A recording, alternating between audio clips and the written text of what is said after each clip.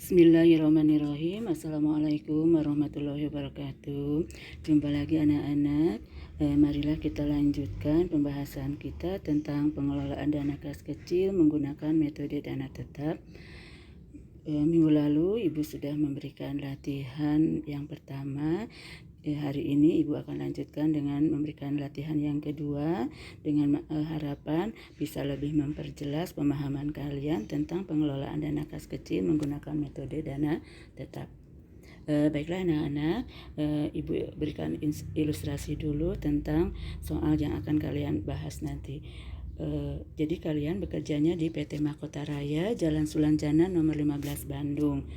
Manajer pemasarannya yaitu Ibu Nurul Fauzia, bendaharanya Ibu Nuri Islamia, sedangkan pemegang dana kas kecilnya yaitu berdasar kesepakatan yaitu Anda sendiri sebagai sekretaris. Hasil keputusan manajemen perusahaan ditetapkan bahwa pengelolaan dana kas kecil di PD Mahkota Raya yaitu menggunakan metode dana tetap dengan besaran dana kas kecil setiap periodenya ditetapkan senilai 4 juta rupiah. Ya.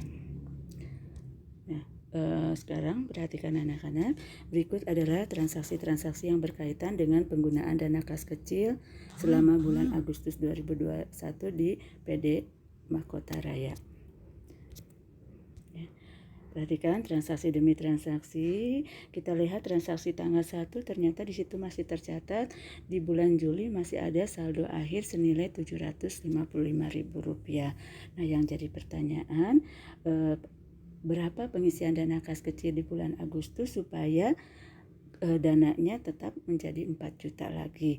Nah, kalau kita perhatikan pada konsep dasar pengelolaan dana tetap, bahwa pengisian kembali dana kas kecil itu adalah sebesar pengeluaran, yaitu dengan cara mengurangi antara dana tetap 4 juta dikurangi 755.000, sehingga setelah dilakukan pengisian saldo awal bulan Agustus akan kembali lagi menjadi 4 juta. Kemudian transaksi demi transaksi silakan kalian catat sesuai dengan sifatnya. Kalau sifatnya menambah kas ditulis di kolom penerimaan, kalau sifatnya mengurangi kas disimpan di kolom pengeluaran. Silakan, ini saya rasa tinggal dimasukkan saja. Hanya mungkin ada transaksi tanggal 15 dan tanggal 17 ini ada transaksi pengembalian dan transaksi retur. Kalau kita lihat sepintas seolah-olah ini kas kecil menerima penambahan uang dari pengembalian atau retur tersebut. Padahal sebetulnya pada prinsipnya ini bukan menambah dana kas kecil.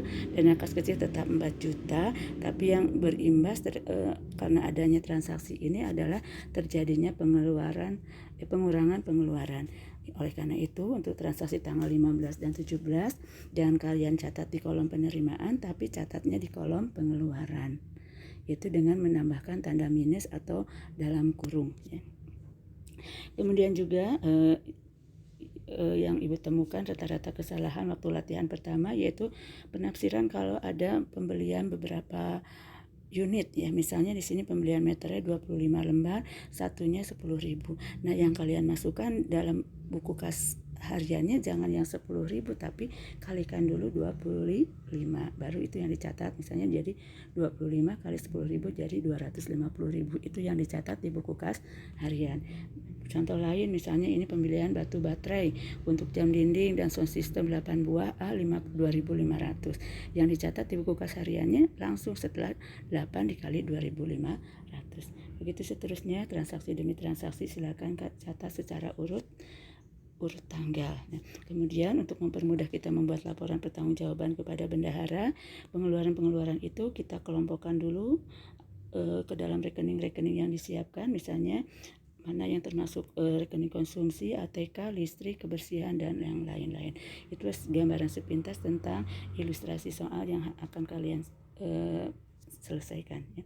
Sekarang apa yang jadi tugas kalian? Yang pertama, kalian ditugaskan untuk membuat catatan buku kas harian atau laporan dana kas kecil untuk periode Agustus 2001. Kemudian pada saat mengerjakan laporan tersebut kalian harus bisa menentukan berapa pengisian kembali untuk bulan Agustus. Kemudian juga Ibu minta contoh bukti transaksi intern untuk transaksi tanggal 14 dan 17 Agustus.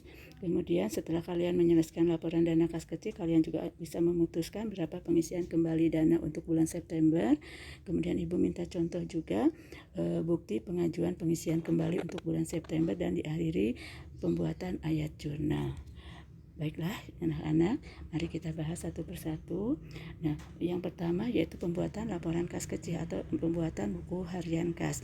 Yang paling utama sekali harus ada yaitu kalian harus bisa memberikan informasi untuk periode bulan apa laporan itu dibuat. Misalnya kalau merujuk pada soal dibuat untuk periode bulan Agustus dari 1 Agustus sampai 31 Agustus. Kemudian silakan isi formatnya tanggal itu dengan cara mengisi tanggal secara urut bukti-bukti transaksi yang ada, kemudian bukti eksternnya dan ilustrasinya atau deskripsinya catat dalam kolom keterangan.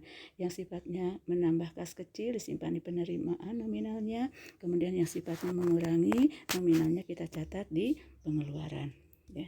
Kemudian untuk saldo awal tadi ya, karena pada bulan periode sebelumnya itu Juli masih ada sisa yaitu 755, maka kita catat di kolom penerimaan sehingga kita bisa menentukan berapa pengisian dana kas kecil supaya pada bulan Agustus dananya kembali menjadi 4 juta.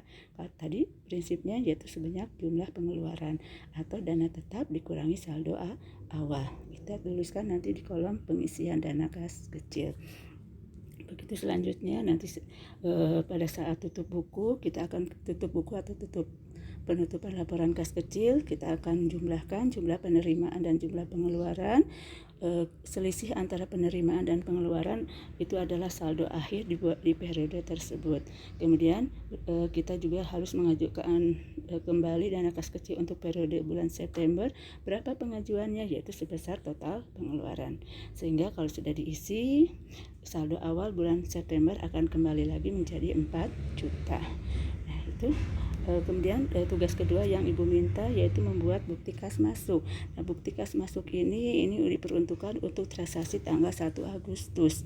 Tanggal 1 Agustus karena sudah ada saldo bulan Juli 755, berarti supaya kembali lagi 4 juta kita minta ke bendahara sebanyak selisih antara 4 juta dikurangi 755 itu diterima oleh siapa ya, diterima dari siapa yaitu dari bendahara, diterima dari bendahara dan dibayarkan oleh bendahara.